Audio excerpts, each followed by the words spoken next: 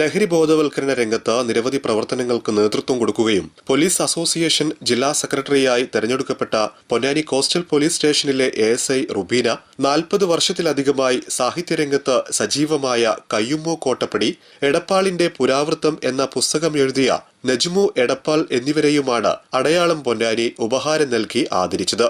കർമ്മ റോഡിലെ ചായ്പിൽ നടന്ന ചടങ്ങിൽ അഡ്മിൻമാരായ ലിയാഖത്ത് പി, നിസാർ, കർമ്മ ബഷീർ, സുബൈദ പോത്തനൂർ എന്നിവർ നേതൃത്വം നൽകി. എല്ലാവരും നെഞ്ചോട് ചേർത്ത് കൂടെ ചേർന്ന് ഇവിടെ നമ്മൾ എത്തിച്ചേർന്ന് വലിയ സന്തോഷം. അതിനെക്കാട്ടും വലിയ സന്തോഷം ഇല്ല. റുബീന മാഡത്തിന് ഞാനൊരു 4-5 വർഷമായിട്ട് എനിക്ക് പരിചയമുണ്ട്. യോദ്ധാവ് എന്ന് ലഹരിക്കെതിരെ ശക്തമായി പോരാടിയ ആ സമയത്ത് ഏറ്റവും കൂടുതൽ ആയിരക്കണക്കിന് ക്ലാസ് എടുത്ത ആളാണ് കുട്ടികൾക്ക്. എല്ലാ കുട്ടികളും ടീച്ചേഴ്സും സ്ഥിരമായിട്ട് വിളിക്കുന്നതാണ് അവിടുത്തെ സ്കൂളിലെ പ്രശ്നങ്ങളൊക്കെ. അതൊക്കെ വേണ്ട രീതിയിലൊക്കെ പരിഹരിച്ച് നമ്മൾ പോലും അറിയാത്ത പല പ്രശ്നങ്ങളും പരിഹരിക്കപ്പെട്ട് കഴിഞ്ഞിട്ടുള്ളതാണ്. അപ്പോൾ അത്രയധികം സജീവമായി ലഹരിക്കെതിരെ നീങ്ങുന്ന ഒരാളാണ്. അതിന് ശേഷം കവചം വന്ന് അതിലും അനുബന്ധമായിട്ട് പ്രവർത്തിക്കുന്നുണ്ട്.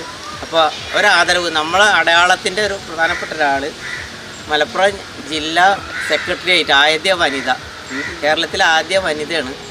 അതും കൂടി നമ്മളൊരു അഭിമാനമാണ്. പോരാത്തതിന് അതിലും കൂടുതൽ അഭിമാനം നമ്മുടെ വീട്ടിലെ ബന്ധുവാണ്, പാരിഷ അനിയത്തി, അവിടുത്തെ സ്ഥിരം പാട്ടുകാരി, നമ്മുടെ വീട്ടിലെ ഒരംഗമാണ് റുബീന മാഡത്തിൻ്റെ വേറെ സിസ്റ്റർ സെക്രട്ടേറിയറ്റിൽ ASI ആയിട്ട് ഇതിൽ തന്നെ റാങ്കിൽ. സന്ധ്യ വാസു, ഫർഹ ഹനീഫ്, സീനത്ത്, രമ്യ ബാബു, ഇബ്രാഹിം പൊന്നാനി, ജസി സലീം, ഷാമില റാഷിദ്, കബീർ എന്നിവർ പങ്കെടുത്തു.